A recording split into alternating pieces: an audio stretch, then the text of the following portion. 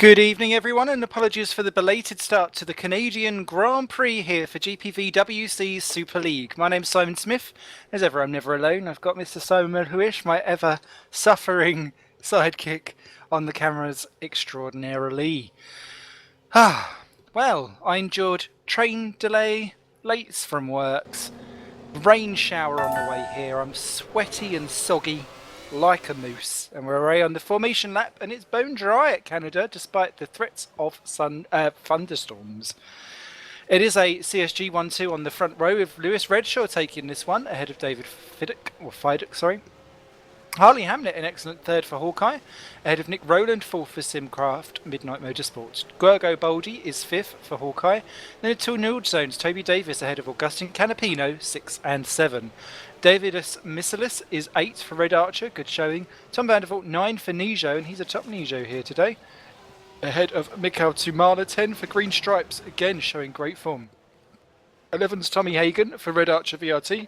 Then the Vod Bulls of Morton Vernonson ahead of the returning Kenny Lybeer. And the Vod Bull Truffle Shuffle of Sheech. Then it's Matt Richards again in for Kernow, whilst we have a missing Lee Morris at the moment. Boyd Bryson's 15th for the top Phoenix, ahead of Danny Asbury in again for Woods, and this time leading the charge for that team in 16th. Good showing. Then David Junt 17 in the Nijo, replacing Rude Heasterbeek, who's injured unfortunately. David Junt making his return to Super League after his long stint with Red Archer previously. Kieran Ryan's 18th, ahead of Tommy Coven and 19th for Green Stripes. I think that's his highest he's been for a while. Peter Kaza 20th in the top. Oh, and David Junt's just hit the barriers on the formation lap. That's not the way to mark your return to to Super League, mate. Deary me. But Peter Kaza is 20th. Then Mark Fuller, 21st for ST. That's the highest he's been for a while. Calvin Hermsey, 22nd in the other ST. Then we've got the targets, who I don't think would have went out then, with Mindergaus Columbus 23rd ahead of Jordan Weeks 24th as they try to save Dosh. Adam Rouse is in for Torrent Motorsports in 25th. Good to see him back on the grid in the Torrent, ahead of Giuseppe Ranieri, who had a 25 place grid penalty from the following race. As the field make their way round, it's 70 laps. Don't forget you can tweet me at the hashtag GPVWC to interact with the commentator. They're just getting themselves ready on the grid now.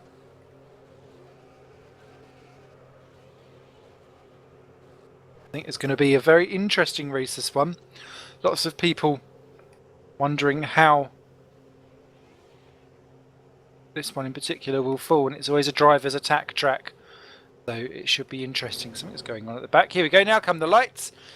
The 2014 Canadian Grand Prix is about to get underway.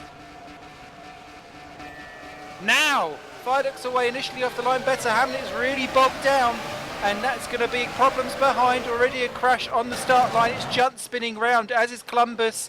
And oh dear, Turret covering himself in more glory than anything else. And that's Tumala round as well for Green Stripes. Terrible start for some of the fanciful people, but it's Redshaw leads from Fiduk. Hamnet is back into third ahead of Rowland. Then Davis, Boldy, Canapino, Vandervoort. Matt Richards up to 9th from 16th. Then Missilis down to 10th from Danny Asbury in the points in 11th. Great stuff for some of these drivers. There's a car off at the background. That's Tommy Hagan's just smacked the wall in 22nd for Red Archer, as the recovering Junt, Columbus and Tumala get back, and Junt's in the wall again. So clearly not a return to glory for the Dane. No, not Dane. For the Netherlands Dutch person, as Davis has a look at Rowland for 4th and 5th positions. That hairpin always a cause for concern, as Ranieri takes Covenant for 15th and 16th. Sorry, 16th and 17th. And Calvin Hermsey nearly spins it trying to get round Tumala. So problems up down the back, problems up the front as well, as that looks like Vandervoort's hit Canapino. He has 7th and 8th positions. Canapino skips across the chicane. He's entitled to that, I think, because quite frankly it was all going to be a bit dodgy. Rat Richards has a little look, was loving to be in 9th position, made a good impression in the laps he completed at Monaco on his debut before he binned it, but this I think is a little bit higher than what even he would have hoped for. But it's still Redshaw leading the way by 0.6 of a second from Fiduk. Then it's Hamnet. Nick Rowland's into 4th then, ahead of Toby Davis, Boldy, Canapino, Vandervoort, Richards, Misselis, your top 10. Then it's Asbury. The Vodballs of Liberia and Vernonson line astern. Kieran Ryan into the points in 14th. Ranieri's just got round Boyd Bryson and is now into the points, and he's on the back of Kieran Ryan as he goes down the back straight under the bridge, and he's through before they even get to the braking point. That's the difference in cars, drivers and engine. Ryan nearly losing it on the exit as well. So Ranieri up into 14th position. Next up are the two Vodballs as Danny Asbury goes in deep in 11th position.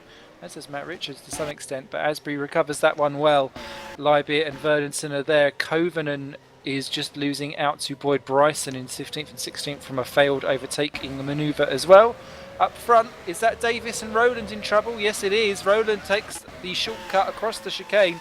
2 into 1 doesn't go. It's going to be very interesting to see exactly how the admin cope with that one on lap 3 of 70, because you've got to really judge, did they feel like they were really going to lose out? But he's losing out on the exit. Davis is already through. The car squirming around as Boldy's going to try to follow through too as Rowland gets backed out of it. He's shot him right off.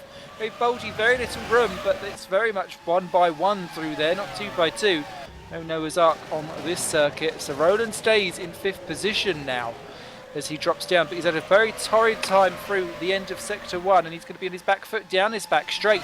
Boldy goes to the aggressive line, and Rowland one way then the other. Going to be very difficult to see whether that is 2 moves or not, as Ranieri goes around the outside of Liberia and takes 12th position, having already disposed of Vernonson, so he's making light work. And who's that down the order? Oh no, it's Hamnet just losing out on lag, as Boldy has another look at Nick Rowland.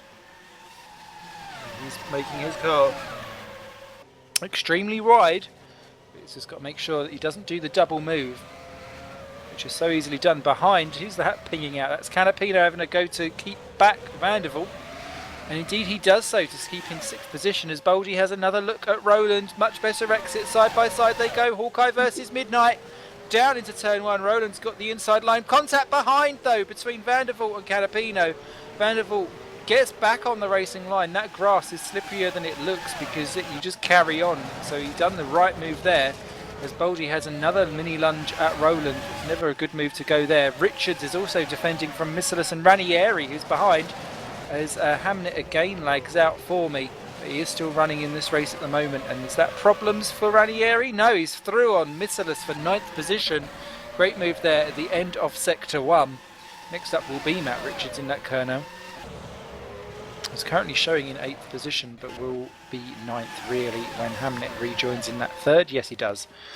So Davis still ahead of Rowland for 4 and 5. Boldy 6, Canapino 7, Vandervelde in 8th. Richards defends from Ranieri. Some may say that that is a futile effort waiting to be undone. It could well be undone by the end of that straight. It looked like the Vodballs were having a battle with Asbury behind as well. So as I look as the field swing their way through, it's Bradshaw, Fidek and Hamnet. Then it's still Davis ahead of Rowland. Boldy's really having a go there too. Ranieri's past Matt Richards. And Davis having to defend from Rowland, just gone round the outside and takes 4th position. Great move as the Nijo of David Junt rejoins onto the track behind them, a lap down from a pit stop for damage. Well,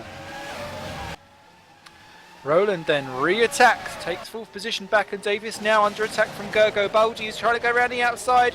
Very difficult to position your car one way than the other, but it's a Nijo sandwich. A Nijo Norjone sandwich, begun with N. Down the back straight, and Canapino's now having a little look at Boldy. It's going to be very difficult to see who gets there under the bridge. He's going for it there, Hamnet.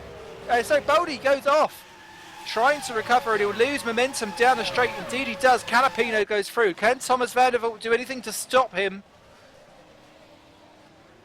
And it's starting to rain down at the bottom of the hairpin, as that would look like someone else. So it was Ranieri getting ready to lap him. But oh dear. Asbury loses out to both Vodballs down at the hairpin under the rain, and Matt Richards is about to lose out to Misselis. And look at the spray starting to come up as the percentage rises. It's all kicking off here at Montreal. Misselis gets past Matt Richards. Richards very defendant and not very aggressive as they come into that final chicane. You can see the rain starting to fall as Davis has a look at Rowland again for 4th position. 1.5 seconds is the gap on lap 6 of 70 between Redshaw and Fidek. Hamnet all on his own in 3rd, and you will have to keep that the way how it is. But it's Rowland and Davis having their little bottle cork battle. But they're starting to pull away because Boldy, Canapino and Vandervoort are so busy squabbling amongst themselves, they've actually lost out a good 1.5 seconds, if not a smidgy bit more. So real dramas there for them. Mindergaus, Columbus, Tommy Hagen, Jordan Weeks is in the pits for Target. I think that's recovering from more damage. Maybe that's from the beginning of the rain onslaught. He may have slid off somewhere. We will soon find out in the forum afterwards. It looks like the rain is ceasing, but it's that little change in the actual grip that really sets you off, and then almost the rain becomes like a visual cue and you think, right, I shouldn't really be braking here. And those that have got the bigger balls may do something about it. And talking of big balls, it's Giuseppe Ranieri in 9th position all over. The man who would like to wave his balls around quite a lot, I'd imagine. Thomas van der Voort. Verdivu's gone to the inside. Ranieri's going around the outside. He'll have the inside for 2. My goodness me, that sweeps round the beautiful line and the ability of holding on to the car and grip and the cornering speed of that Midnight. Superb stuff. Wouldn't you believe it? He started last position and he's still only 13 seconds away from the leader. Don't count Giuseppe Ranieri out from this Grand Prix as Boldy goes into the wall, does he? He just missed. No, he hit it, he hit it, he hit it. Canapino's going one way, Ranieri's going the other. Oh, dearie me. Just about halted on, but it looks like he's squirming again. I wonder if he's starting to lose those tyres on lap 7. But we are completing a 70-10% race distance. He's gone very wide there. Ooh. Oh, no, Ranieri! He's putting Canapino round! Oh, Gustin gets back going again, but through goes Missilis, and that's Matt Richards really struggling on the acceleration. So, Missilis rejoins, goes up to 9th, Canapino rejoins in 10th position. Matt Richards, he's going to get him on the slipstream down the back straight. I don't think he's going to have enough road to do it. No. So Canapino will be able to hopefully defend that one with Lybeer and Verdenson working in tandem to make sure that they're still in the running of it. Tumala's just overtaken Kieran Ryan. And Tumala, remember, was spun down to last position on the first corner. So the fact that he's coming back up the field is significant too. Ranieri up to 7 then, past Thomas van der Voort in all of that. So Giuseppe now 15.6 off the pace.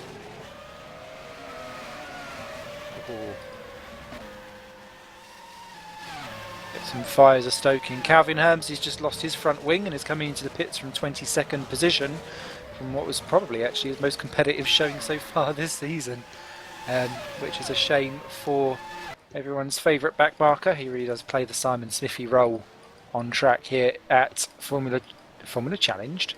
Where are we? We're on Super League. Get to grip it, was it, Simon? Canapino pulling away from Richards, so there's no drama there. Richards falling into the clutches of the Vodballs, actually, of Lybeer and Verninson. They've been line astern from the very beginning of this race, as Ranieri creeps onto the back of Boldy for 6th and 7th position. And he's fancying a stab down into turn 1. Beautifully done, squeezes through. Boldy saw it coming, couldn't really do anything to defend in that Hawkeye. That's another one done, another one down. He's only lost a couple of tenths of a second despite doing that overtake in the Midnight against the leader of Lewis Redshaw, who's 2.1 clear of David Fidek at the moment. Hamnet 8 seconds back. He's 4 clear though of Rowland, who's clear now by 2 seconds from Toby Davis, so that's a bit of a surprise as Ranieri and Boldy clear the lapped Hermsey. Then it's Van der Voort, Missilis, who's being recaught again by Augustin Canapino, who brakes on the grass. That's never a good plan. Managed to get that turned in just about. David Yunt is just behind, showing that actually if he's not spinning around, he's not got too bad a pace, since he's been able to keep up with this little squabble. Danny Asbury for 14th under attack from Tumala for the final points paying positions as well, so I'll keep a beady on that one. There's Canapino in 10th, gets past Missylus for 9th. Indeed he does, before they even get to the braking zone. So actually there's a difference between the Nor Zone and the Red Archer in setup and straight line speed, as Tumala does the same on Asbury down into the final corner. Yes, he does for 14th. Beautifully done. Tumala takes Asbury. Asbury still in the points though. Yet to finish, I believe, properly, Danny Asbury this year, as Vernonson takes Liberia down into turn 1 for the VOD balls as they switch positions. But Asbury would love to get a point on the board for Woods, because it has been a barren season for them so far.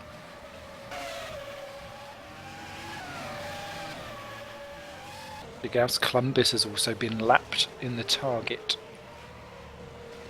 Target, who again had such a great start to the year, it's all slowly fallen apart.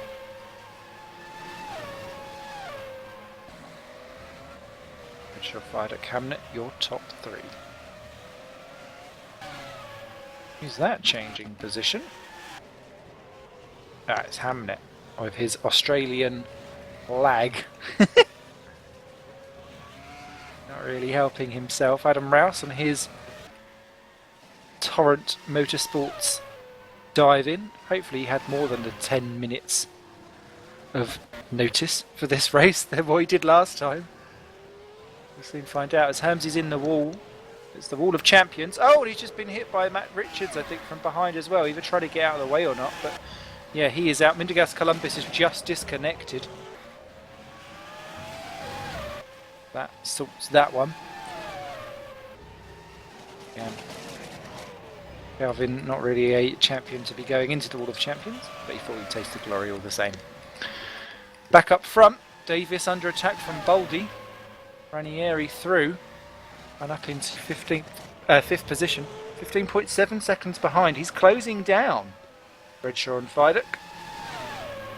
Davis under attack from Baldy again, now that Baldy's clear of Tom Vandervoort. Ooh, nearly gets into the back of Davis into the final hairpin. There is only one hairpin, that's why it's final. Down the back straight they go. Oh dear. At least there's no tarmac breakups. There's Davis locking up and he's gone a bit dodgy on the exit. Baldy's much better and he goes straight through. Davis decides to try and get the slipstream straight back on him. Will he go out and take a dive down into 1? He has a think of it, but Baldy has it covered. And he's kept the inside for 2. Beautifully done there by Gergo. Up into 6th position. Toby Davis down to 7th. Still the leading Nord Zone though.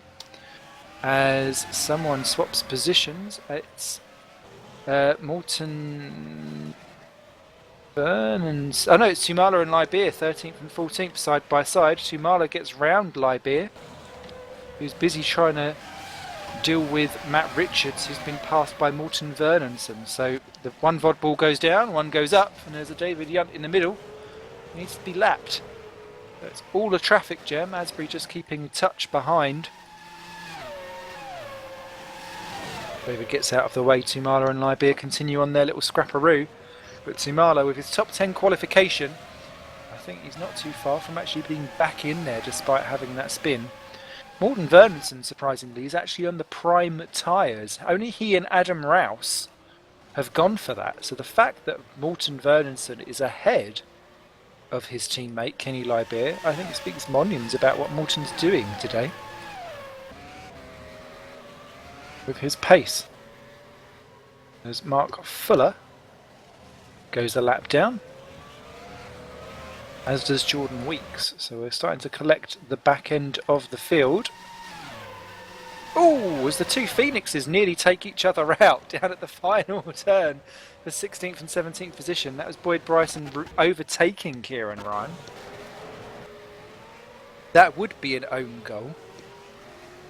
Boyd Bryson, whose connection knows no bounds, as in like it doesn't stay connected. Always an issue. As who is that changing or having a go? It's the Richards Tumala Liberia battle for 12th, 13th and 14th. And Tumala straight onto the back of Matt Richards. Kerno versus Green Stripes versus Vodball. And look at the Green Stripes, he's going right the way down the outside. Tumala, this is a great drive if he can pull that one off. Beautifully done as the rain starts to trickle again onto the racetrack.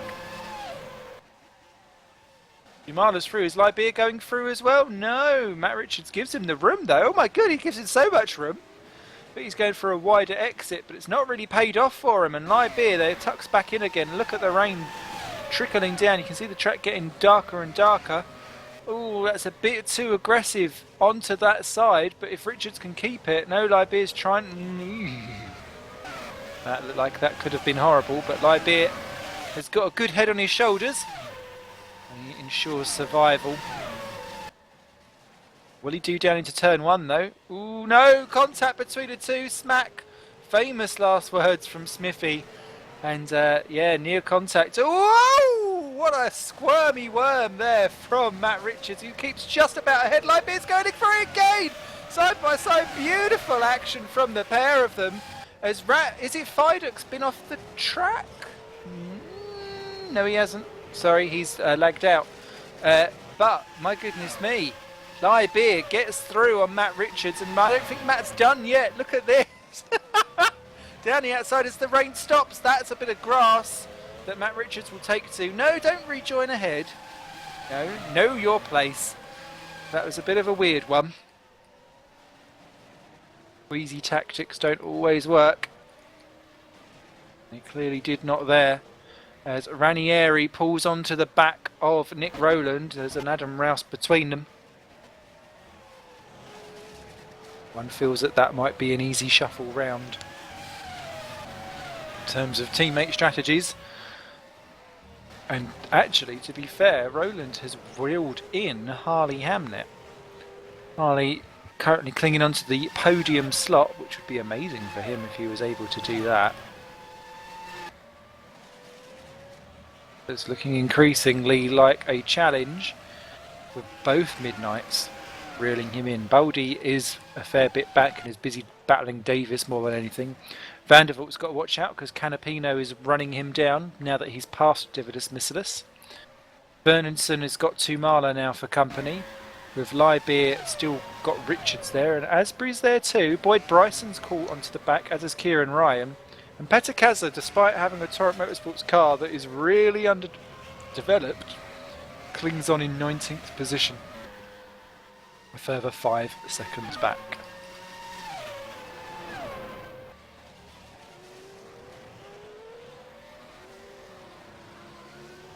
Lap 15 completed. We're on lap 16 of 70. Well, welcome to send us your thoughts with the hashtag GPVWC, should you feel the need. I do love this circuit. It was very, very slippery though, especially in our race. I'm assuming it's going to be that for all of the races. It just felt like ridiculously slippery. There's Morton Vernonson's in the pits. Only one of two on the prime compound. Unless I've got my tyres the wrong way round, I thought you'd have gone longer than the options, but there we go. Have I? I don't know. Simon says jump. You say how high? What's... Ooh.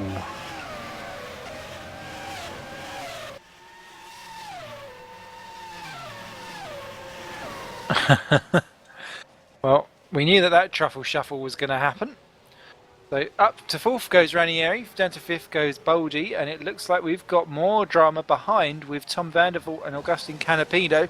Canapino was having a little look down into the hairpin, didn't make it stick. Now having a look in the final, chicane, didn't get it stuck there, and not really in a position to have a go down into turn 1 as they exit out now. Oh my goodness me!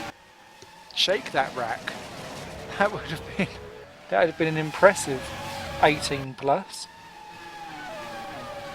Augustin doing his version of the Harlem Shake with the front wing. Missilis keeps a watching brief, and Tumala is 10 seconds further back, so these three are kind of in their own little mini pocket for the time being. However, not in their own pocket anymore, unlike earlier in the race, was Harley Hamnet, because look at how close Ranieri is, and he's going to catch him down the straight. Look at the straight line speed advantage that he has been able to pull, just sliding up onto the back of him. Sliding out of the final hairpin. I don't think Harley's going to have an answer for him because he'll just blast past. Oh, Hamnet a little bit later on the brakes. Tried it. Ranieri through up into third position. Again, another clean move. Must have set that car up. Obviously, he knew he was going to have that 25 place grid penalty. So you set your car up for overtaking on that front. Canapino's got through on Vandervoort. Oh, there's contact! Oh no, Canapino's round. Is he going to go to the barrier? No, he just keeps it out of it. Down to 9th, 10th positions. Oh, dearie me. And that looked like it was contact under braking. I'm just going to have a little looky at it. Yeah. Canapino just goes steaming through turn 1, ends up rear end into 2. And that's a shame there. But Tom and Davidas gain. Canapino actually just loses 3 seconds on them. It just looked like difference in braking and Tom just ploughing into the rear of Augustin. And whilst I would probably pay to see that on another broadcast, probably not good for this one. Lap 19 of 70. Let the filth continue as Roland reins in the hamster. Harley himself. Or herself if you're a Batman person. That would be a cosplay I'd like to see Harley Hamnet try. It's got Nick Rowland for company in 5th position.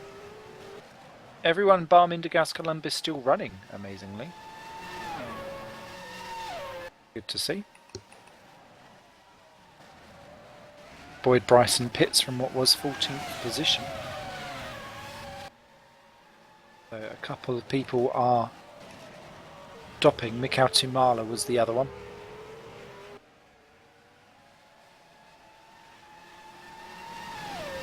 Lewis Redshaw comes round to lap that little gaggle.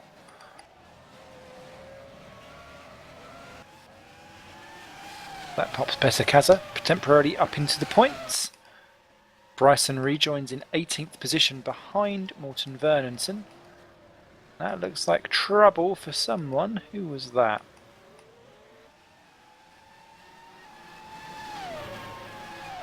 Oh, it's Matt Richards lagging out, so I'm sure that will pop him back into 12th. Yes, it does.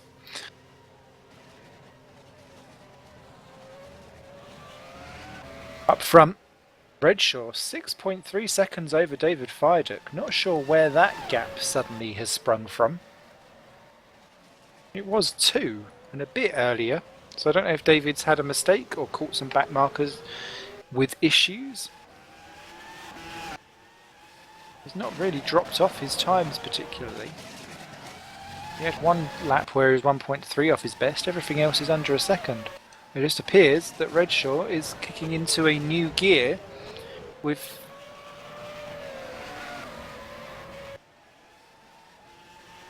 something. We may think that he may have moved house or something and has been racing in an uncomfortable position. Surely sitting down, comfy enough. I reckon that just means that he didn't race drunk as opposed to sober. Anyway, lap 21. 15 still on the lead lap. And the leader's still yet to pit. It is Redshaw from Fiduk. Ranieri in 3rd, 16 off the leader. So he's now got no one between himself and the CSG drivers, so he can now focus purely on trying to rein them in qualifying laps as much as possible. Harley Hamnet in 4th, still just ahead of Nick Rowland in 5th position. That's the highest battle currently on track. Gergo Baldy's in 6th ahead of Toby Davis in 7th. Tom Vandervoort's in 8th with Davidus Missilis right behind him in 9th. And the recovering Augustin Canapino is reeling in the pair of them in 10th position. Then 11th is Kenny Lybeer ahead of Danny Asbury in 12th. Kieran Ryan and Matt Richards are both in the pits for 13th and 14th, which has elevated Petakaza currently to 13th position. in the torrent. And this is going to be interesting. Does Tumala beat the lot of them? Yes, he does. Tumala then moves up into 14th position. Richards rejoins in 15th. Net loss for him. Vernonson 16th. And I think Kieran Ryan is going to rejoin just ahead of Boyd Bryson, and that's a net gain for him too, as those two Phoenix drivers were the other way round before the pit stops. So Kieran doing a sneaky one and sliding it up the inside. Then behind it's Tommy Hagan in 19th place, Tommy Covenant in 20th, Jordan Weeks just behind him in 21st. Adam Rouse is in 22nd, ahead of David Yunt 23rd, who's just overtaken Mark Fuller for 24th position. Calvin Hermsey is the last runner, 2 laps down in 25th. It's your sole retirement of Mindergaus Columbus.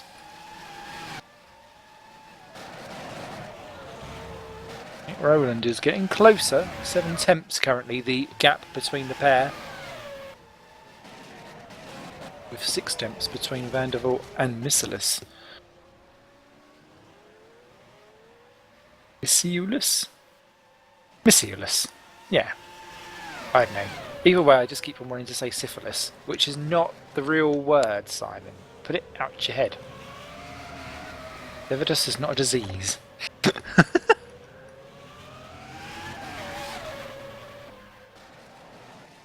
Seppi Ranieri does the fastest lap of the race whilst he's trying to lap the two Phoenixes. That's a thankless task, surely. Past Kieran. Boyd not making it easy for him at all. Very difficult around some of these parts. And that's because Boyd's got back past Kieran and Kieran's having half a look. It will not surprise me if at some point before the end of this year those Phoenix drivers will have rammed each other off the road as Tom Vandervoort pops into the pits. And Gergo Boldy does as well. One Hawkeye and one Nijo, keep moving.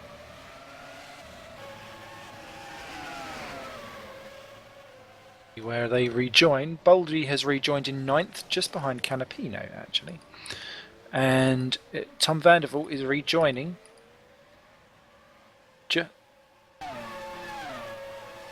just behind Kenny Liberia in 11th position. Yes, careful, careful, Mr. Rowland. Here he goes, he's having a look. Oh, Hamnet goes into the pits, scared off the road, probably by that mini assault earlier, deciding that now is the time to pit. And Nick Rowland, just when he needs clear track to try and keep ahead and do a fast lap to get round Harley, as Toby Davis pops into the pits as well. He's got the two Phoenixes to deal with Ryan and Bryson, and they're not the people that you want when you want to have clear. We don't want any traffic at all, but especially if you don't want inter-battling teammates. So Roland will need to effectively get round those. Missilis then goes up to 6th temporarily. Boldy is going to rejoin in 7th. Is he going to stay ahead of Davis? Yes, he does. And if anything, actually, the gap's slightly bigger than what it was before pit stops. And it's Liberia versus Canapino for 9 and 10. Liberia, remember, done that very early pit stop. And it's worked wonders because he's got ahead of Augustine Canapino. The Liberia up to 9, Canapino down to 10, Vandervoort's in 11, Tumala's going to be in 12th, as Morton Vernonson overtakes Matt Richards for 13th and 14th into the final chicane. Danny Asbury right behind them, and then the two Phoenix F1 drivers in between have got Nick Rowland in between them. So will Boyd move out of the way? Yes, he does. Nicely done.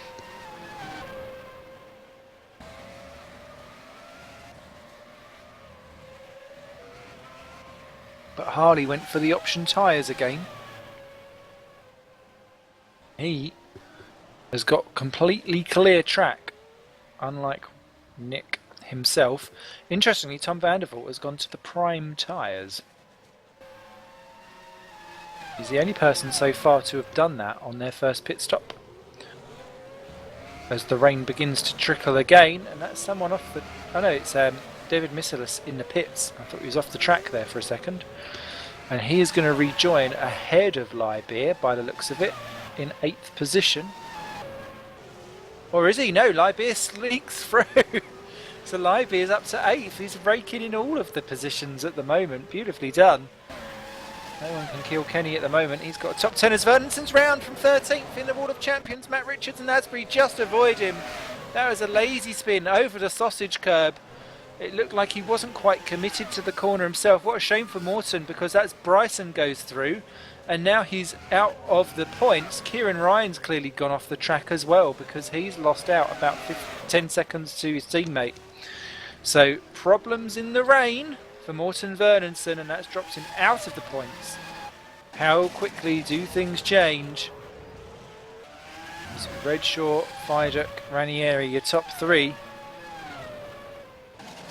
Roland comes out of the pits in 4th position and ahead of Harley Hamnet.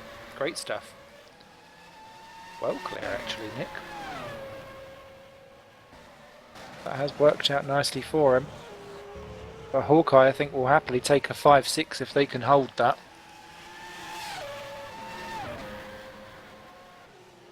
Meant themselves as a top tier team for 2014. Redshaw in though from the lead. Gets first dibs as the leader, I'd imagine. Oh, is Fiduk in as well? Uh-oh!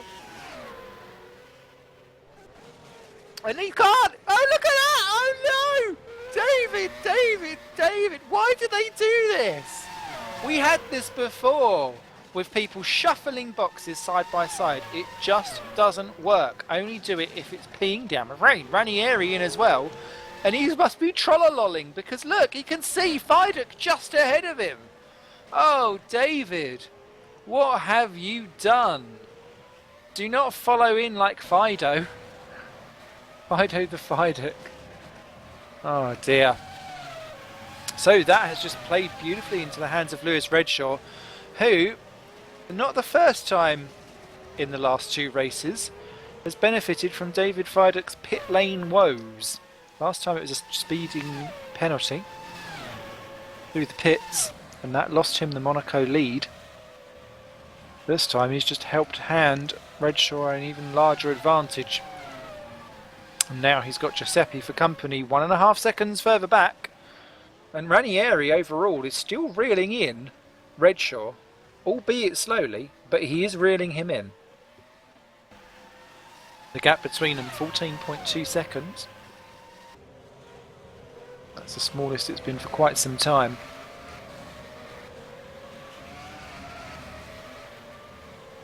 They're coming up to lap the absolute gaggle of cars.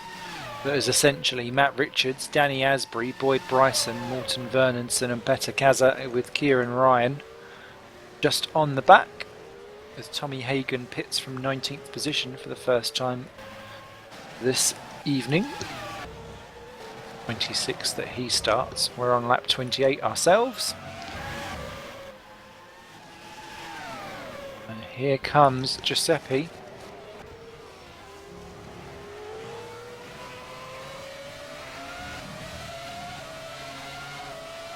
Well,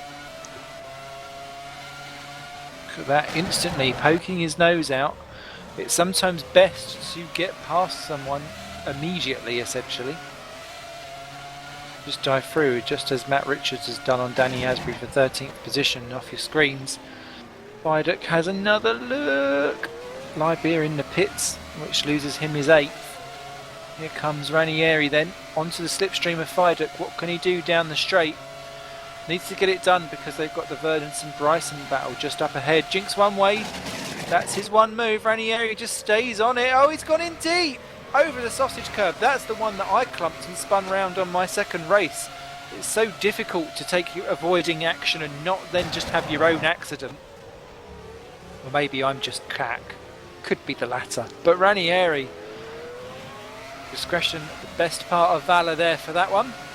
He stays in 3rd position, but stays with all wings intact. And that, to be quite frank, is a good run of things. We've just lost Adam Rouse from the race. He is DNF'd, don't know if he just he's pulled off. So unfortunately, Adam unable to finish this evening. Similarly, Calvin Hermsey is also DNF'd. Not sure if he's pulled off or just got rid of it. As there is Vernonson getting out of the way. Next up is the Bryson. And I think that's David Yunt who's being lapped again. Yes, it is. As here comes Ranieri! Oh, dearie me. That camera angle always makes things look dramatic, even if they're not close together. But this time they really are. And look at Ranieri, he's off the track, all four wheels. I don't think you can make that one stick. But do you think that David pushed him, or was he pushed, or did he shove? Who knows? But Viaduct keeps into second position at the moment, really pushing the limits of the track, and Ranieri's not having it. Oh dear!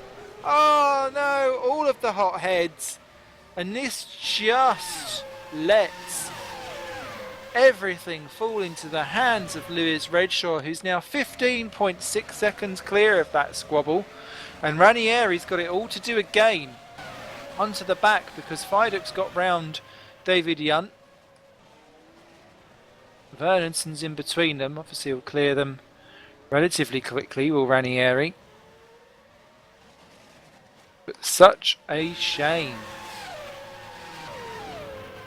So difficult to go round the outside there. Ranieri steams through David, who is still running, 22nd of 23 that are still running in this race. Canapino's got round Missilis for 10th positions off your screens as well, so changes going on there. Penny Lightbeer has had a second stop and rejoined in 12th. I think he's going to be the only one 3 stopping here this afternoon. Everyone else looks like they're going for a tour. I'll be intrigued to see how that goes. Harley Hamnett's gone off the track though, in 5th position. Just rejoined ahead of Petacasa as he was lapping him. Hope that's not a sign of pressure. Viaduct too though nearly goes off the track. So he's trying to get round Boyd Bryson. And Ranieri again can see David. Oh dear, he's not seen the racing line though, as he too goes off wide. There's no rain falling now though, chaps, come on. Must be the flamboyant Italian rage within. That's why we love an Italian stallion. Also why you probably wouldn't want to marry one. As Missilis retakes Canapino for 8th and 9th positions. Those two squabbling away quite happily. Viaduct disposes of Danny Asbury, well as Boyd Bryson, and now Boyd Bryson onto the back of Asbury. This is for 14th and 15th positions. A battle within a battle. Richards is just ahead of them as well. Ooh. Boyd looking one way, looking the other. Ranieri, look at him, he's trying to weave one way or the other, just saying, come on, let me through, guys. That's not Boyd's style, I'm afraid. He's going to have to battle his way through, and he doesn't want to go in deep down at this hairpin. Which way is it going to go for? Boyd moves over and lets him through. Is Asbury going to outbrake himself? Ooh, Giuseppe will not know quite which way to turn. And he'll be glad to be out of that one, I think, as Danny continues to battle on for what will be his first points of the year if he can cling on to it. Viaduct's busy popping a lap on Matt Richards just up ahead. As Missilis and Canapino swap positions again for 8th and 9th.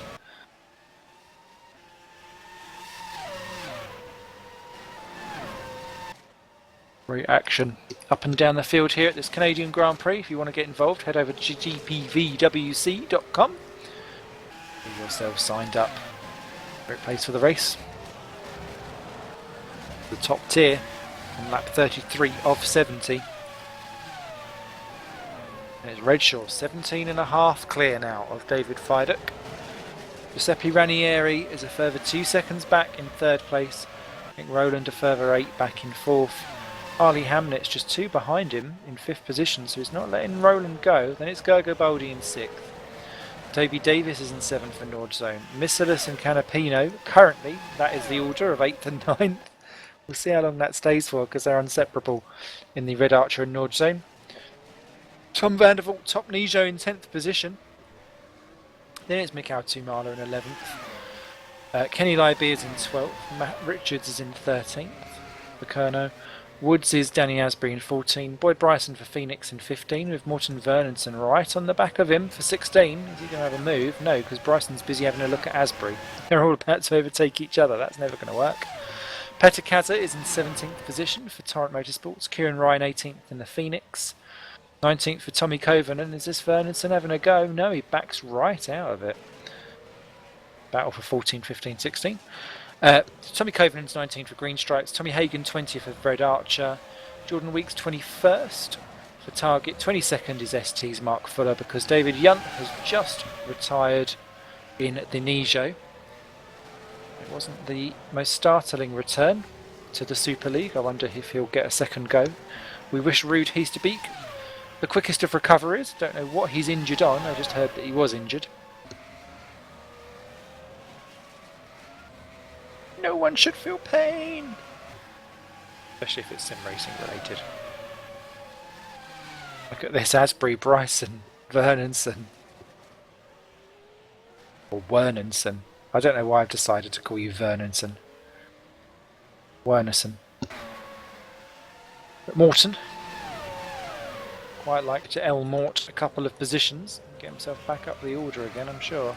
As Kieran Ryan goes off the track on an overtake for Petter Kaza, and Kaza retakes his 17th.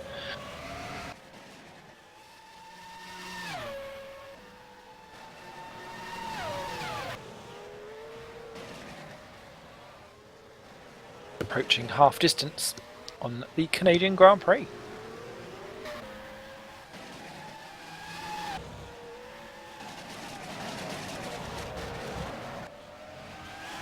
It would be just about now I could do just a ginormous thunder shower. Spice it up a little bit more. Do it, Rainmaker, do it.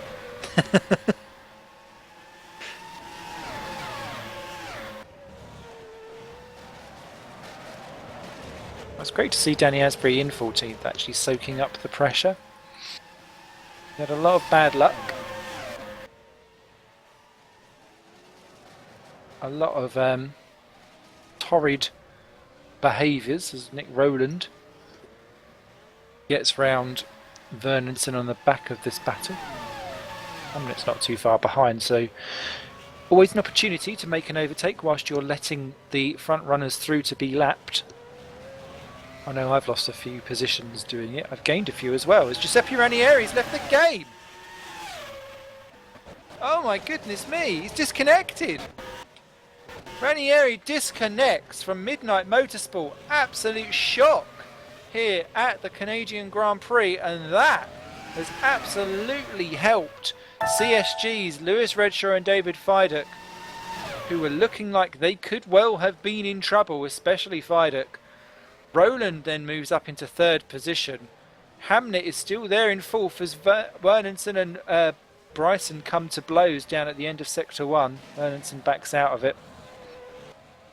So Boldy up to 5th for Hawkeye, Davis to 6th for Norzone. 7th is Missilis side by side with Canapino down into turn 1. Is Canapino going around the outside? Yes he is. Can he hold it? Yes he can. Beautiful move there by Augustine. These two have been absolutely bitch slapping each other for about the last 10-12 laps specifically. Canapino obviously went round a few laps earlier in his battle with Tom Vandervoort.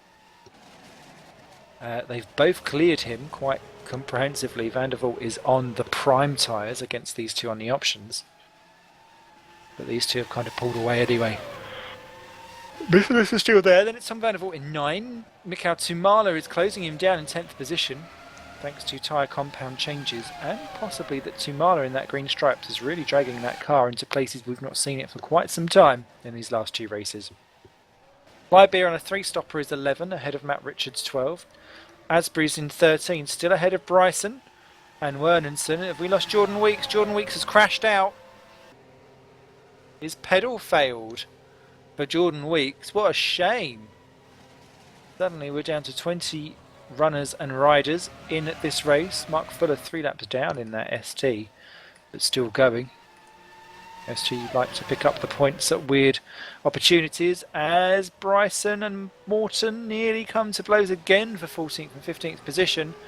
Morton Vernonson needs to get a little bit more aggressive with his overtakes, although it looks like he's going to go one down the outside here. I know it's Boyd, but sometimes you just need to stick it and say, do you know what, I'm coming through. And that's exactly what he's done there. Boyd may well try and have a go back on a slipstream down this back straight. Asbury will be clear because he's using Hamlet's one. He's going to be last of 8 breakers. It will be Morton. Clears Boyd. Next up for him is Danny Asbury. Oh, was round in the background. Boldy nearly spins it. Just managed to keep it going back in the right direction again. Ah, that's such a shame for Giuseppe Ranieri. I was looking forward to take 2 of that battle.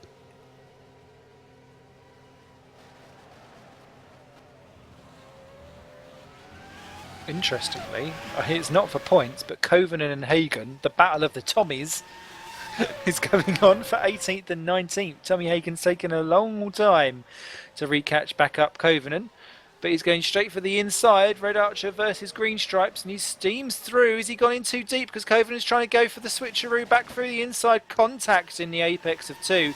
Hagen gets it. They're about to go 2 down because that's Redshaw coming through to lap the pair. But Tommy Hagen goes through and takes 18th. He lost his front wing on the opening lap, so that was an issue. Mikhail Tumala's now on a battle with Tom van der Voort. 9th versus 10. Van der Voort is on the prime tyres. He's looking for faster run towards the end. As Boyd Bryson pops into the pits off your screens. Tom, therefore, suffering now with the tyres. Essentially. Tumala, remember he spun to last at turn 1. Great recovery for Green Stripes, especially for a team that had barely taken any points at all before Monaco. Tumala put them on the board. At 9th place and 7 points.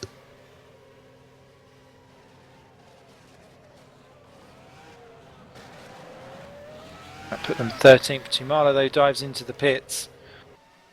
It's put them ahead of Woods Racing, who have only got 5. All 14 teams on the scoreboards. Green Stripes would quite like a second collection of points, I'm sure, and they're currently looking like they could be on for a good haul.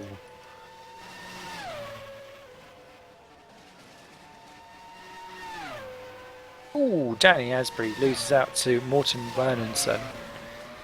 Nearly loses it in the final chicane.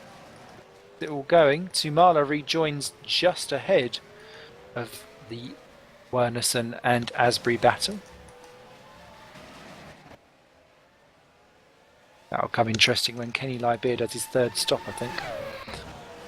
He'll rejoin right in the thick of it with fresh tyres, but probably with overtakes to do. With Redshaw 20 seconds clear practically of Fidek. Looking in a commanding advantage. However, that's what we thought at Monaco with David Fidek. And it was his concentration that proved his own undoing. Concentration is something you can easily lose when you're out front. You're not getting yourself into that beautiful rhythm.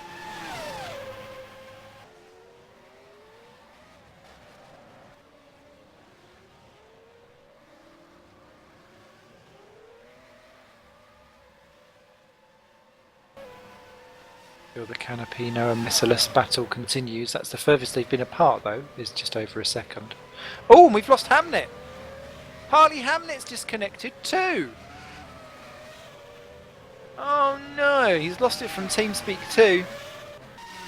So it is a definite connection issue from Harley Hamlet. What a terrible shame. The Australian driver has had no luck with that at all this season. So far his best finish has been a 6th. That was at Spain, but this was looking like being one better, at least, if not 2. Was running in 4th, an eye in for a potential podium. Ran 3rd early on. And yeah, that has taken away almost all of the interest at the top half of the field. So, oh dear, Harley, come back, all is forgiven.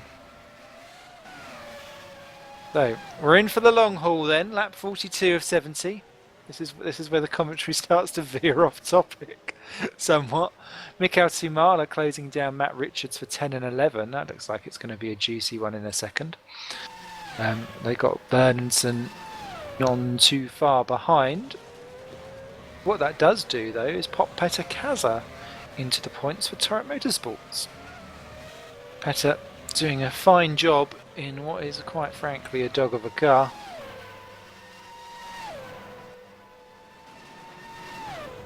Along with Target, those two cars looking the worst off in terms of upgrades. Deciding maybe that 2015 is the place to invest their time. Kieran Ryan in the pits from what was 14th. Already slipping down the order behind Casa and popping Bryson into the 15th. He'll rejoin in 16th.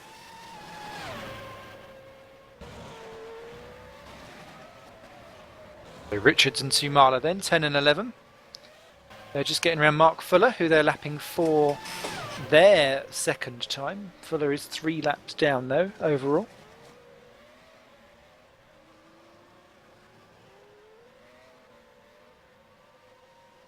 I know how ST could have used with some good luck and some points today as well, because with green stripes and potentially Woods getting points on the board as Matt Richards does pop into the pits, and that pops an end to that battle for the time being.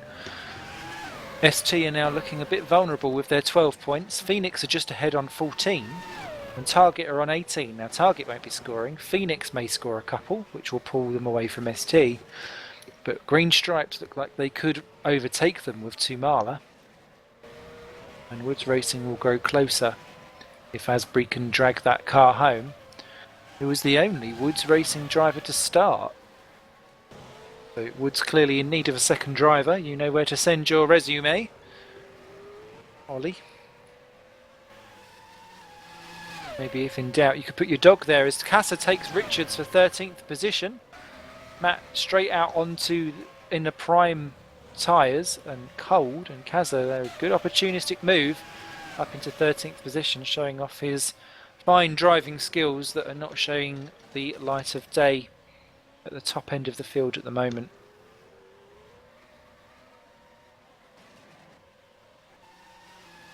It's interesting actually when you see someone of the calibre of Petter down in 13th position. It makes you realise that actually all of these drivers that have made it to Formula Challenge have made it to Super League really are of a high calibre.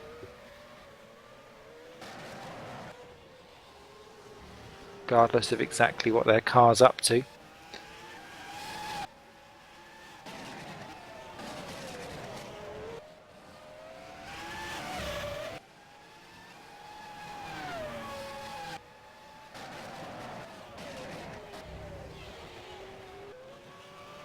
As Davidus Missilis is about to be lapped, and he's currently running in 7th, so that would leave just the top 6 on the lead lap. So big field spread here at Montreal. Lap 45 of 70. Got any drivers that you're cheering on? Please let us know. Hashtag GPVWC. You've all been suspiciously quiet on the social media front.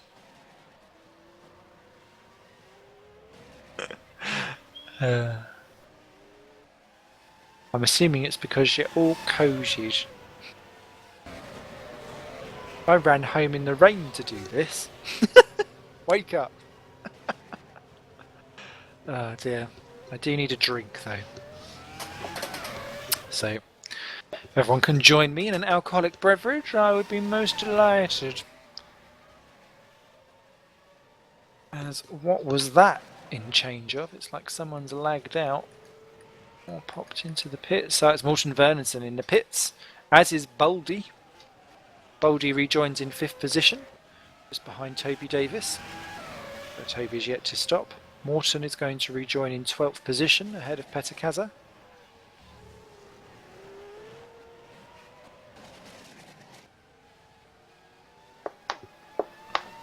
The field really starting to settle themselves down, and a lot of people are choosing that they're going to do their prime option at the very end.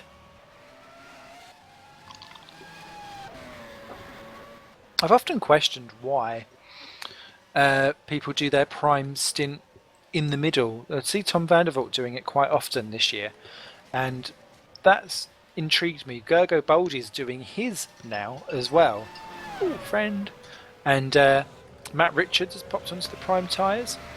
It just makes me kind of wonder, are you losing double problems because of why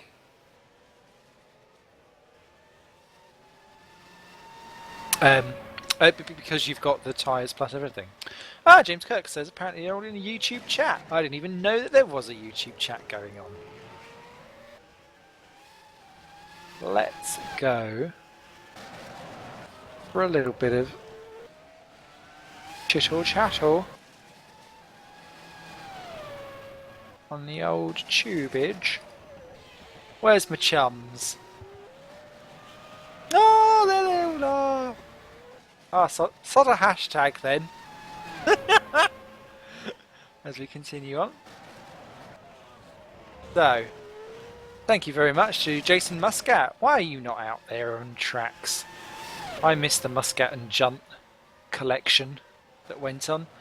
We've got James Kirk. We've got Simul 2007. I know who that is. McDanger 007. Go Danny Asbury.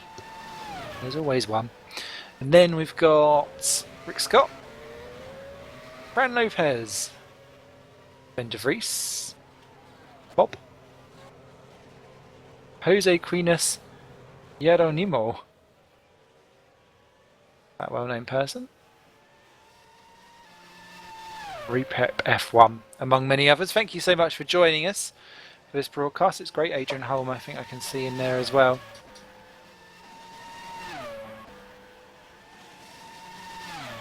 A lot of people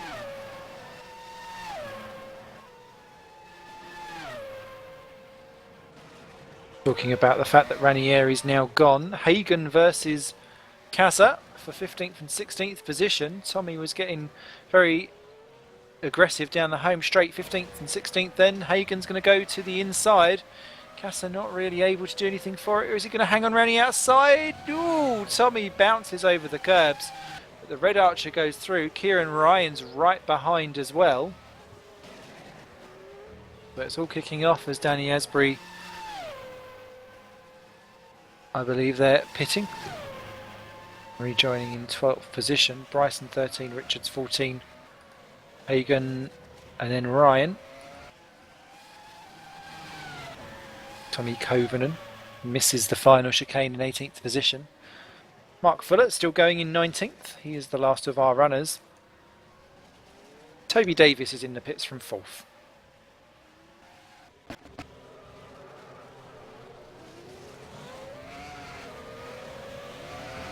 Oh, problems! Is that an ST round at the hairpin? Yes, it is. It's Mark Fuller, 19th position, and there was other cars dealing with that. Was that with? Oh, yeah, he got hit by Boldy as he was spinning round. He lost it on his own. Mark doing the sensible thing, waiting for a gap in the traffic, and then gets back going again. Doesn't appear to have damaged his car. Good to see that Boldy has not lost his front wing as well. Because currently he's in 4th position and really the last person on the lead lap now, as Redshaw's just behind him. Redshaw, along with Fidek and Roland, do need to pit again though.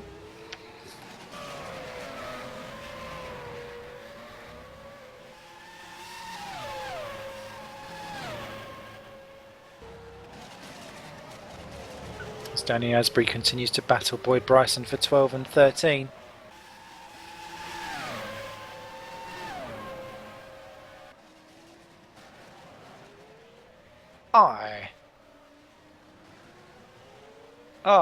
Smithy on the Bacardi Breezes again. You know my class well, McDanger. Bryson through Danny Asbury for 12th and 13th then. Is Danny going to have another go back? Oh, as Davidus Missilis and Augustin Canapino are in the pits together, so content that they don't actually lose anything to each other. Must be hand in hand. Canapino gets and keeps ahead in that pit stops. Very little between them though, so they must have very similar pit crews.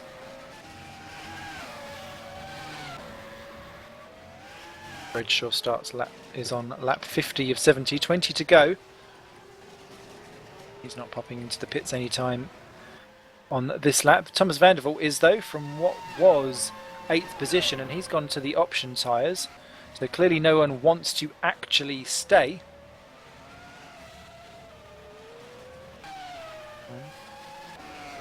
That's an interesting question actually from Jason Muscat, and I think that would be good to pose to the listening audience and the people who are in the chat. What would happen if all Super League cars were equal? I think I'd find that to be a fascinating one actually. I do love this way of having the manager have to deal with things as Kazza and Ryan go head to tails for 16th and 17th. But it's an interesting one because yes, it does hide talent, and you're reliant on a manager who wants to do the right thing and knows what they're doing and is planning for the future and or dealing in the now. Oh, Kieran Ryan hits Rick Roland. Roland's round. Ryan's off and it is. Oh, what are you doing, Kieran?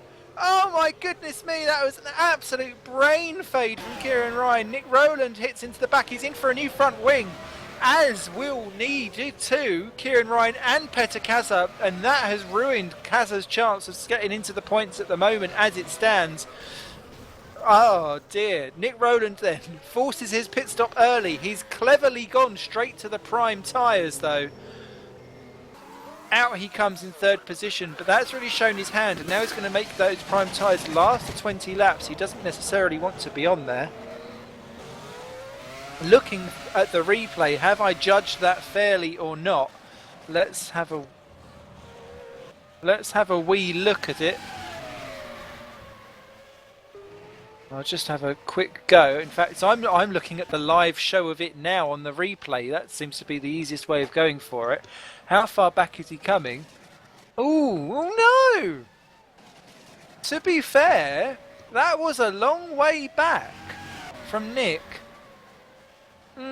Yeah, a long way back from Nick, but then Kieran decided to do all of the taking off and collect Petter Kazza, who has had nothing to do with that at all. So yeah, issues there I think from Nick Rowland. So sorry Kieran, not your fault particularly there. I'm going to lay that one on roly-poly. However,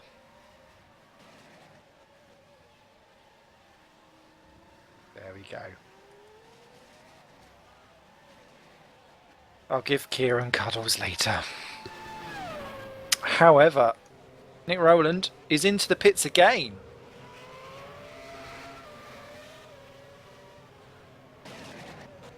That's 2 stops at the same time, or was that a drive-through?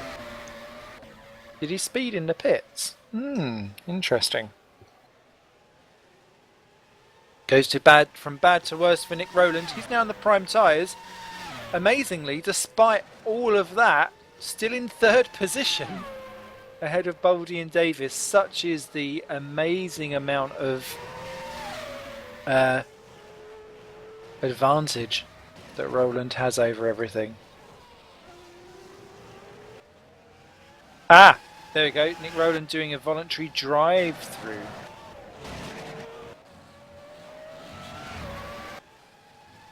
Thank you to GPVWC for correcting me on that one. So he goes into 3rd position. During all of that, Lewis Redshaw has popped into the pits and has come back out again. David Fiduk has yet to pit. Redshaw on the prime tyres, that's his final stop of the day. And of course they are now free to serenely get themselves home because of all the action unfolding behind. As Petr Kaza and Kieran Ryan are at it again down into the final. Kashan, there's more contact between the two. Ryan does the actual track, Petr Kaza does not. It looks like Kieran Ryan's not actually sure if he should even try and go through. It looked like he backed off of it there as if he felt like he was going to overtake unfairly into the chicane. So good driving from Kieran, although lighting it up on the exit, maybe not helping him out. Kaza on the option, he'd done the prime on his opening stint, and Kieran Ryan on the prime now, so that'll be an interesting squabble between the pair. In theory that Phoenix is faster than the Torrent, but the tyres are not. Who's that in the pits? It's Tommy Hagen from 15th position. He looks like he will rejoin exactly where he's pitted from though, so looking good there. As Kieran Ryan goes off the track in 18th position, trying to get round Petr Kaza. This, the battle for 17th position, almost like it's the battle for the lead. What I love about this, as Kieran again a wee bit scrapperoo.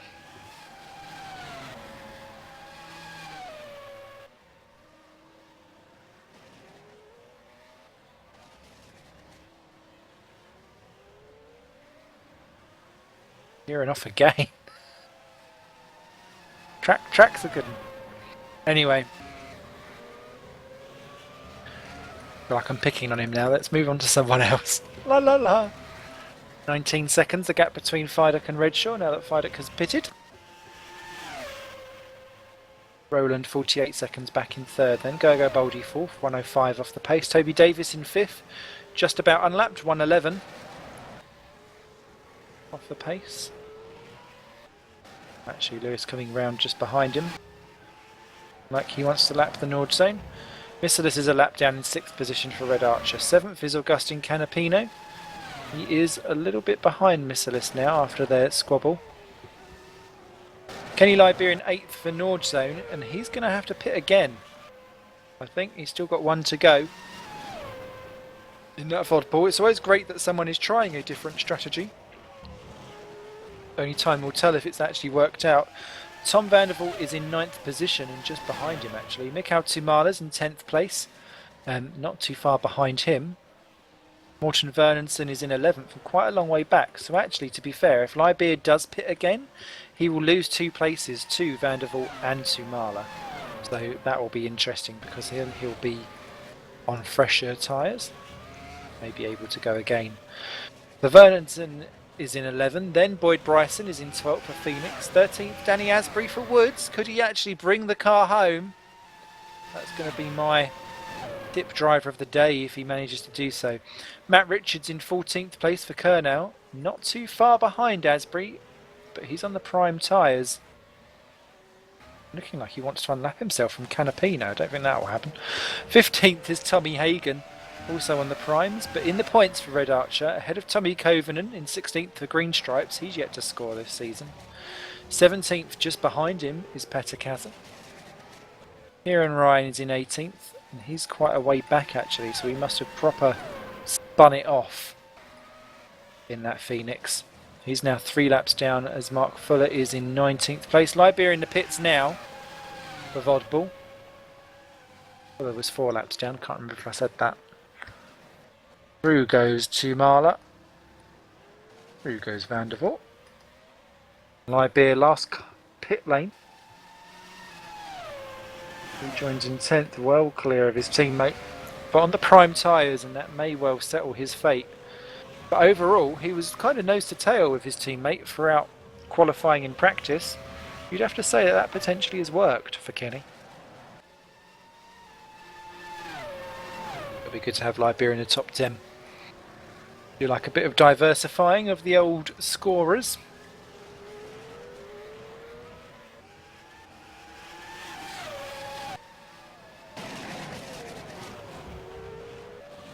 Retirement so far: Harley Hamnet disconnected, Giuseppe Ranieri disconnected, Jordan Weeks had a pedal failure and then crashed out, David Yunt we think either gave up or disconnected. Adam Rouse had to leave the game. Calvin Hermsey, we think, had to leave the game as well. And Mindergaus Clumbis was a disconnection on lap 9. So not tons of retirements. We was missing a couple of cars on the grid. Only one Woods car started. And only one of something else, I think, started.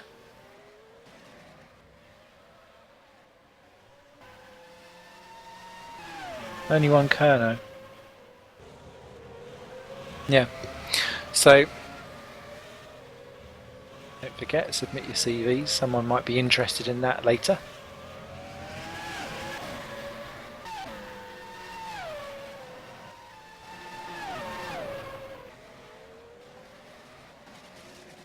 The field continues to settle themselves down. Boyd Bryson, though, in the pits from 12th position. A bit late in the day for the Phoenix driver. Where will that put him in regards to Asbury? Because Asbury's coming over the line with Matt Richards right behind him now. I think he'll pop out ahead. Yes, he will. As Asbury's into turn 1 now. Bryson's going round 2, and he's got Canapino in between them, to be fair, so he should be alright as Canapino goes through. He's on the option tyre, as is Asbury. Matt Richards talking down Danny. But he's on the prime. And clear of Hagen. So the Asbury and Richards battle, really the closest out on track for points. Because Kovenen in 16th position misses the final chicane. That will help Petter Kaza out, surely, as he eats in a couple of seconds into that advantage. Of course, if someone does retire ahead of them, they're the people that luck into that final points paying position, so they'll want to get that 16th. You always want to gain a position up ahead. Otherwise you're not really a racing driver, are you? Even I attempt that.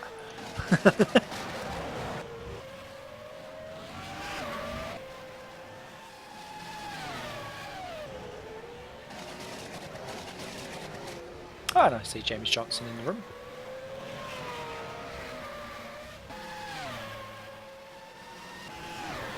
All the chums come out to play.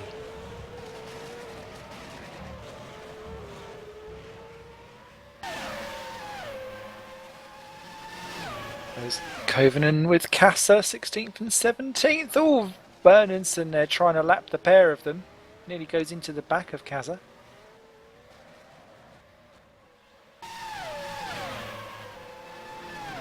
The leaders are on lap 59 of 70. Kassa drops back, lets Morton through. Got a few other people coming around to lap them for what would be giving the 3rd time, if that's Redshaw.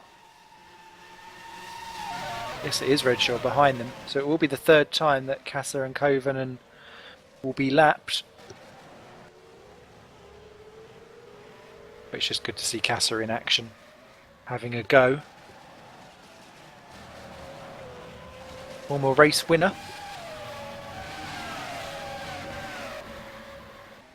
Not too long ago either. Kovenen lets Redshaw through. Oh, Kassa! That's a bit too generous. Come back! Come back! David says thank you very much. I'll have that. Got around Kovenen as well, so David's well on his way. But lapped as Baldy misses the hairpin and is off in the escape road for a split second. Kieran Ryan's in the pits. So I don't know if the Phoenix is worth restopping or not, but it's clearly not worked out for them. As Boyd is in 12th, struggling to clear from Danny Asbury at all actually. Asbury and Richards are keeping them very much in tabs in the battle for 12, 13 and 14. So I'm going to keep an eye on that because they've all had their wars, and if anything actually, Asbury now under attack by Matt Richards for 13th and 14th positions. This is going to be the test of Danny. He's had a torrid 2014 so far, and he'll be the first one to admit it, I think. But this could be the start of a mini turnaround for the Woods Racing team. However, Matt Richards would dearly love to get some points on the board for him and for Kerno, the team that are really having a lull whilst Lee Morris is away with his dead computer.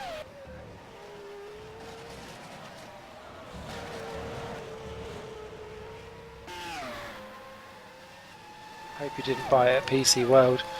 Then there was Boyd Bryson ahead, who too, the Phoenix cars were well developed, especially in some of the early races. They really should have been a lot further up the grid than what they were. And they've just nibbled around at the lower end of the points in so many of the races. They've only grabbed 14. When you kind of think that they could have had a lot better, especially at Bahrain, I remember being one where they were particularly looking strong and it all fell to pieces.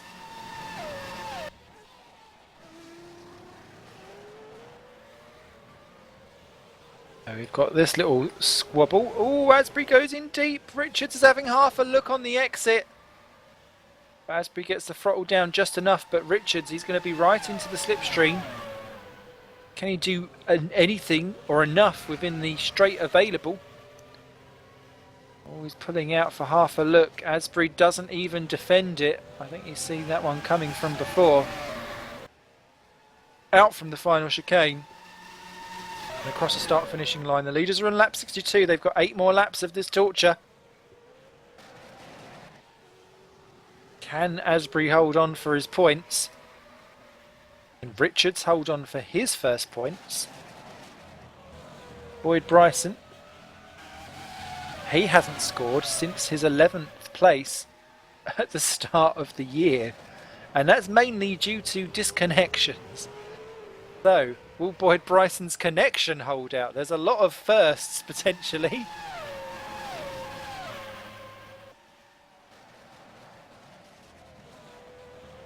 Welcome to Ben Willis in the old chat room. Nearly got you on Formula Challenged before I decided to challenge myself, as Matt Richards challenges the entire hairpin and sadly flats that one on his face. And that's really helped Danny for the time being. He can focus on trying to reel back in Bryson, which he was doing, to be fair. I don't know where Matt is. Oh, is Matt Richards disconnected?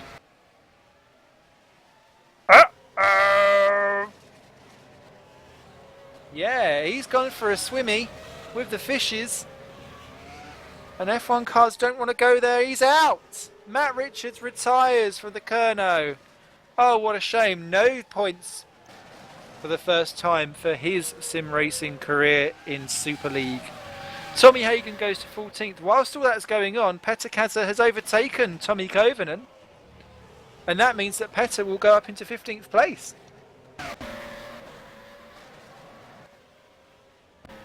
As Mikhail Tumala pits. That's a bizarre last minute pit stop for him, because that has now put Tom Vandervoort up into 8th position for proper, and Kenny Lybeer is now right behind him. I wonder if he forgot to go on the prime tyres, because he's had to go on with 8 to go. That's very late in the day. Kenny Lybeer is only a second and a half behind him, so I'll keep an eye on that one. And they're nearly a lap clear of...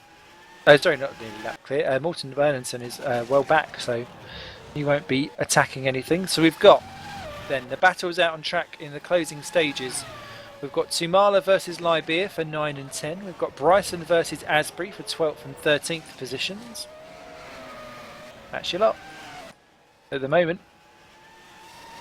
Kieran Ryan's really had an absolute fall off since that car got harpooned by Nick Rowland, because he's braking and missing all the apexes. That car must be quite heavily damaged. He's already dropped 4 laps down. That's ruined his chance of grabbing points. Mark Fuller still going, 5 laps down in that ST, and we've lost Gergo Baldi. He's retired with brake failure. Oh my goodness me! Lewis is in the pits. No, he's not. Sorry. Lag. All excitement going on here. Gergo Baldi. And yeah, he's just gone into the pits. What an absolute shame for Gergo Baldi. Both Hawkeyes out from what were top 5 finishes. Wow. It's all going on here. Rama at Canada. 6 to go, including the one we're... Sorry, 5 to go, including the one we're on. Redshaw leads then for 25 seconds from David Fidek. Nick Rowland's the only person on the lead lap in 3rd place, although Tom Vandervoort's trying to unlap himself by the looks of it. Then it's Toby Davis in 4th position, 1 lap down. David Miselis in 5th. Augustin Canapino in 6th. Nord Zone are having a field day, 4 and 6 if they can keep that one together. Tom Vandervoort 7 for Nijo. Green Stripes Mikhail Tumala will be loving that 8th place if he can hold on to that, as will Vodball with a double top 10 for Lybeer and Wernenson. Boyd Bryson moves up to 11th for Phoenix. Danny Asbury now in 12th for Woods Racing, still within a second and a half of him, but not making an impression of overtaking. Tommy Hagen goes to 13th. And what it does mean is that Petter Kaza will move into 14th place and Tommy Kovanen will end up in 15th for Green Stripes on for potentially his first points of Super League. If I have got my mathematics correct. Yeah, no, Kovanen's in the pits. So there's brake issues, we think, for Tommy Kovanen. I wonder if he thinks he's got problems on with these tyres or not. But if he keeps pitting like that, Kieran Ryan is just finished sector 1 on the lap that he's on, so he's got to make sure that he can hobble round. It's all to play for that final points paying position, and Mark Fuller wouldn't mind it for ST while he's at it as well, although he is 5 laps adrift. So there's going to have to be more problems. We'll keep an eye on everyone's brakes then. A lot of people were saying make sure your brake ducts are up. Even for the Formula Challenge, some people were looking at, do you know what, shall we put it up to brake 2? I was thinking of it, I didn't myself, but I was challenged in other areas. It was definitely a talking point in Super Cup. And it's now becoming a talking point here. And Baldy, he has had such rotten luck. It has either been, I will finish in 4th or 5th or retire. He's not had any other things happen to him. As... who's that? Oh, Vandervoort's off in the wall. He's lost a wheel. He's lost his front left wheel. What has happened to Tom Vandervoort in the Nijo? Oh, it's that... a lot of people lose their wheels there. But not in the way how he's done it. He's gone across the grass and then just speared in. Brakes! It's his brake went. Look at the replay. The brake has gone in the Nijo. It is all kicking off here. Tom Vandervoort out of the race. That could potentially lead to Mark Fuller. If he can grab that car round the next 4 laps, he could very well end up in a points-paying position if they can just keep the stuff on the island. Who's going to end up in the drink? Oh! Crumbs! It's like the X Factor, only it's called the Brake Factor. Who's going to go this lap? Lap 68 then, of 70, Lewis Redshaw begins. That car does look quite seated for the time being. And he's well clear of Fidek, and they can just nurse the cars home, as can Rowland really in 3rd. They're that far ahead of everyone else. Tom Vandervoort's car looking a little bit scared. And Sven de Vries, the owner of ST, I believe, saying that he would actually do a whoopsie should Mark Fuller score a point. I'll tell you what, you better get your Pampers at the ready, my friend, because it's looking like it's happening. That could well have just been me cursing the whole thing, but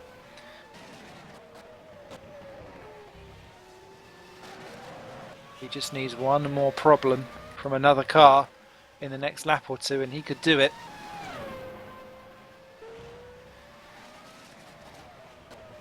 Kovanen looks like he's plodding round now and is able to hold on to his car. So that could very well be the sticky point that stops... Oh no, he's off down at the end of the first chicane and he's got it all wrong. Bryson goes through and laps him, as does Danny Asbury.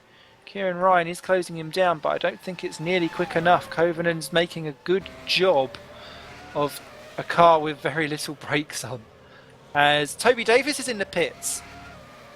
And that's given Missalus 4th position. It is all change here in the last couple of laps. Lewis Redshaw starts is on his second last lap. Missalus then moves into 4th. Toby Davis rejoins in 5th position, again on prime tyres. Does he have brake issues then as well in the Norge zone? It's all going on here. It looks like it's stopping, but such a late pit stop for Toby Davis. What is going on here? Not as if you can fuel it, can you?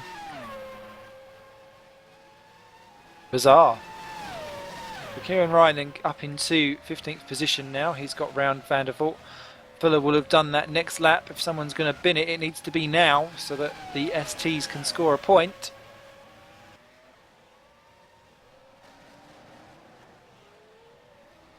Oh, Mark is the owner of ST. Oh well, Sven, I've just given you the deal of a lifetime. Call it Sven de Grease Racing. There we go. As Missalus is in the pits. What is going on? Are there people, maybe there's a fuel issue or something? It's bizarre. Kasser is in the pits as well. Ah, he's swapping onto the prime tyres on the very last lap. Same for Davis, he's on the prime tyre as the rain comes down. We're on the last lap then. Lewis Redshaw going round serenely, 25 seconds in front from Fidek and Redshaw. Some bizarre pit strategies that I just don't necessarily agree with. But Kasser rejoins in 13th place, so that sorts him out for the time being. Bryson is still ahead of Asbury for 10th and 11th. Here comes Lewis Redshaw then out from the final hairpin, down the home straight. He has had it all his own way, got pole position, did not screw up his pit stop, unlike teammate Fidek for the second race in a row. He's managed to avoid all the carnage, all of the drops of rain and keep his head. Lewis Redshaw crosses the line to win the Canadian Grand Prix for GPVWC Super League in what looks like going to be a 1-2 for CSG. Teammate David Fidek is just coming around now down the final straight, and that looks like, oh, Canapino and Missalus side by side into the final turn, and Canapino keeps it ahead of Davidus Missalus, so Fidek takes second position. Nick Rowland will grab third because he's the only one on that lap. Toby Davis is fourth. Canapino does grab fifth position out of the final corner from Davidus Missalus. Great battle there. Mikhail Tumala is going to get 7th for Green Stripes. That's their best of the season by a long shot. Fantastic stuff from Tumala, especially as he spun to last on the opening corner. Kenny Lybeer following him round in 8th position, not far off. A fantastic result for him in the Vodball. 2 laps down and crossing the line already has been Morten Wernerson. 10th for Boyd Bryson. He gets it from Danny Asbury, who does score points for Woods Racing. Fantastic stuff for them and for Boyd. Tommy Hagen crosses the line for 12th for Red Archer. Great stuff for him. Petter Kaza points again in 13th, 3 laps down. Tommy Kovanen gets his first of the season, 14th, 3 laps down. Kieran Ryan grabs a point for 4 laps down in 15th. Mark Fuller will be absolutely mortified that he's the only person to have finished and not scored. I hate it when that happens. I feel your pain, Mr. Fuller, but he done well. 16th position. Your retirements, brake failure for Tom van der Voort. Brake failure for Gergo Baldi. Then Matt Richards disconnected and went into the drink.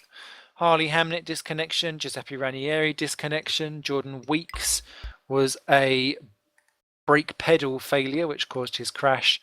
David Young parked it, we think, as did Adam Rouse and Calvin Hermsey with Mindergas Columbus a disconnection in the house. Great stuff. A big thank you to everyone that joined in the chat room. Glad to have found you all halfway through the race. Lol. And it looks like we've been joined by a couple of the podium people. In fact, all the podiums here. Let's rock out as the rain starts to fall. I do like a slippery one. And a slippery one was the winner here today, Lewis Redshaw. Great stuff. Congratulations and well done. How is that for you? Because it looked initially like you was going to have all of the challenges in the world, but one by one they all fell by the wayside and you were still there. It was a little bit like that, wasn't it? I didn't expect pole in qualifying. The best lap I'd done was a very high 13, so we were struggling a bit with qualifying, and I thought Pepe was going to be able to get me, but I somehow did an amazing lap right at the end to snatch pole from him. Obviously, we knew he had his 25 pace penalty anyway, so that helped. And then at the start, I was just trying to get everything up to temperature, and David was really quick, so I was a bit worried about that, but thankfully I managed to get it all sorted and start pulling away a bit. I then made a really stupid mistake to try and do one extra lap at the end of the first stint, and then pretty much ran out of fuel just as I got in the pit lane, so forgot I had to move over to let David stack with me. So I cost him time, and then thankfully Pepe disconnected so he didn't have to fight him all race. And then once that happened, we were all just looking after our brakes so much because I've been really struggling with the temperatures, and I know everyone else has as well. So it was pretty much just a case of bringing it home from that point. But what that does do, because obviously you entered into this race side by side in points with David, is that pops you into the championship lead. So how does that feel again? That's pretty nice, isn't it? Obviously, I think I had it after Monaco anyway, didn't I? It was like joint, but obviously got a bit of a gap now. But yeah, I'm sure David's going to get me back at some point. Looking ahead for the following races that are to come, are there any ones in there that you particularly think you're going to be strong at, or any ones that you think, I might be in a bit of trouble? No, I'm pretty happy now with the whole sort of calendar. Really, I knew I was going to struggle with the sort of the Spain race and all that sort of stuff because it's all on tyre wear. But looking forward, no, it should be sort of. I enjoy Silverstone a lot. Obviously, Red Bull Ring as well. That's always great to go to. Then we've got Hockenheim, which I've never actually done, so that's probably going to be one of the main issues. And Hungary, I hate as well, so that'll be fun, I imagine. Oh, what did Hungarians do to you? I just don't like Hungarians. Wow. Zolt Baumgartner will poke you in the eyeball. But congratulations and well done. Let's move to second placed David Fidek, and I bet you must think that pit lanes are out to get you this year. Yeah, it didn't go to plan, did it? But no, I'm more than happy with that. As I said in my interview after Monaco, moving else between races, very limited time testing, and when I could test, offline was just awful. There was no grip, and I was texting Lewis during the week, and he was saying he was doing times 5 to 7 attempts quicker than me, and I was just wanting to cry every night I went to bed, basically. But luckily, my net got turned on early. I had a couple of days to test on the server, and I caught up a bit of time, but obviously not enough to Lewis. But yeah, on a track I like, but don't really get on well with, I was more than happy with second. Great stuff. And then just talk to us in pit strategies in general, because we've seen a couple of times where the two of you have pitted on the same lap, and it's always looked a little bit hairy. Why do you do that? I don't know. We should work out something else, like one of us pit a lap later, but you know, we're both fighting for the championship and we're both dead even on tyres and time, so I can't answer that properly, but you know. No problem. And then looking ahead to the next couple of races that are coming up, anything in particular that you're thinking, Fidek time? Yeah, like I said, like Canada, I get on well with, but it's not one I like, but I don't get on well with. But the rest of the season now, A1 Ring I love, Silverstone I go well at, Budapest I love. You know, I don't think I can, apart from Brazil, I don't go well there. But yeah, all guns blazing from now, man. Great stuff. Well, at least someone loves a Hungarian. Moving on to Nick Rowan. Congratulations in second, David. Enjoy that one. And Monsieur Roly Poly was busy causing roly polies for other people, and you had probably the most eventful race out of the three on the podium. So talk to us about it, because I'd be very interested. Yeah, probably did have the most eventful race, to be fair. I had brake issues, but not the usual brake issues you would have around Montreal. I essentially had no heat in them. So every time I was coming to a braking zone where I would usually brake, it was just basically sliding and going forward. So for the best part of 10 laps, I was battling that, along with battling Toby and Harley and Gergo. So that was pretty entertaining, to be fair. I let Toby go for one of them because he wasn't fully alongside, but I did turn across, so I just thought I'd give him enough room and for him to go across. So I gave the position back. I had a moment coming into pit lane with a back marker because he pitted so early that I actually thought he was pitting as well, but I was on the outside of him as if you're going into pit lane, and I think I basically just misjudged it, so I did a self-serve drive-through penalty. That's why I dropped back quite far. Pace-wise was okay. I couldn't really get on in terms of the CSGs, but I was happy enough with it towards the end when I started. I just basically had to change the way I braked completely from what I did in practice. So it's been difficult. I'm pleased with third. I'm still not happy with my race pace, generally speaking, though. But little by little, it is coming. And just on that in general, with how you've been racking up the points, you came into this race in fifth in the Drivers' Championships. You're still leaving fifth, but obviously Rude's not here, and Giuseppe had a second retirement in a row. So all of these points are just bonus, nipping towards what would be fourth, possibly third in a couple of races' time if it kept going like that. What do you have as an overall aim for this season as to where you'd like to finish? Because it must feel a bit like a bonus run, but you must still have some expectations secretly inside. Well, I was so late coming into the championship. I mean, it was literally I finished work before Melbourne and got told I got to jump in the car and test prior to Melbourne. So I've not really thought about it a great deal, and wherever I finish, I will finish. But I will fully enjoy my racing and doing as much as I possibly can to help my own team push forwards and to help Giuseppe because he was always the one that wants to go for the title. So I guess my aim now is the CSGs are probably going to battle the title to themselves, third or fourth. And just on that, actually, as a bonus run in the end, because it was unexpected, do you find that you're enjoying racing a bit more this year because it was a bit unexpected, or does it not really feel any different? I'll be honest, no, I'm not really enjoying it as much as I usually would do. I feel underprepared. I don't really feel I've had enough time just with life generally to do enough practice, enough testing generally before races. So I'm not the biggest fan of the car. I think there's been a few mistakes made with it, carried across from last year. But you just got to get on with it, and it is what it is. So not massively, but I'm just doing as much as I can. Great stuff. Well, thank you very much. Enjoy your podium. And it has been a fabuloso bit here at the Canadian Grand Prix. Don't forget, you can come and join back in with us again on Monday for the touring cars, where I'm sure we'll be bashing off. Are we bashing off on the touring cars, or is it a bank holiday relax? I'm not sure. Anyone knows? Let me have a quick look at the calendar. This is a nice unprepared slot at the end. You can tell I got in literally and just jumped on. We are racing. There we go. Thank you, Page Reload. Didn't take time, did you? So we'll be at the Russian Ring for ITC on Monday, just before 8 o'clock. Come and join in where some more bumbling commentaries, but far more crashing and enjoyment will be going on track. And we'll be back the following week with Formula Challenge and Super Cup and the Super League itself the following week. You guys will take care. Thanks to Simon Mellowish as ever for cameraman extraordinaire. My name's Simon Smith, and we'll see you for another night on GPVWC. User left your channel.